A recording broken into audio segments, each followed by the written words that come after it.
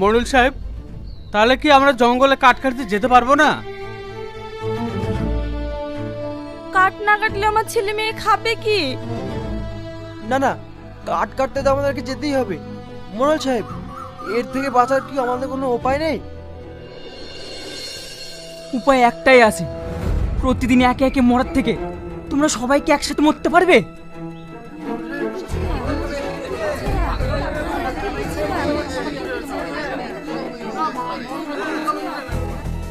মরুল সাহেব, একসঙ্গে মরবো মানে? আমি বলছি, আমরা সবাই মিলে জঙ্গলটাকে ঘেরাও করে দেখব ওখানে এমন কি আছে যে প্রতিদিন গ্রামের একটা করে মানুষকে মরতে হচ্ছে। মোরল সাহেব, জঙ্গলে কোনো ভূত ভূত নেই তো? আমার ওটাই সন্দেহ হয়েছে। কি আছে সেটাই তো আমাদের খুঁজে বার করতে হবে। তোমরা সবাই প্রস্তুত হও, আমরা কালকে জঙ্গলে হানা দেবো। ঠিক আছে মরুল সাহেব।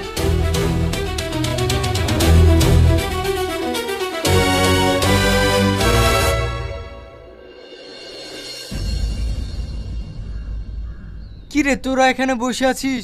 সূর্য কই? আরে ওর আবার গার্লফ্রেন্ডের অভাব আছে নাকি? দেখা পার্কে কোনো মেয়ের সাথে ঘুরে বেড়াচ্ছে। তাই হবে।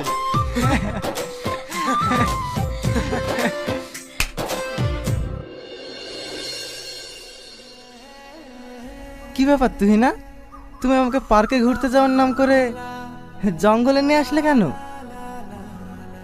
পার্কে তো সবাই ঘুরতে যায়, আমরা না হয় একটু আলাদা সময় কাটানোর জন্য এখানে আসলাম। তুই না, একটা কথা বলবো? তুমি রিয়াজকে ভুলে এত তাড়াতাড়ি আমাকে আপন করে নেবে, এটা আমি স্বপ্নেও ভাবতে পারিনি। রিয়াজ তো আমার বন্ধু, আর ভালোবাসা কি টাইম দেখে হয় নাকি? আজ তোমাকে একটা সারপ্রাইজ দেবো বলে জঙ্গলে নিয়ে এসেছি, তার আগে তুমি চোখটা বন্ধ করো। আচ্ছা, চোখটা বন্ধ করলে সারপ্রাইজটা দেখবো কিভাবে?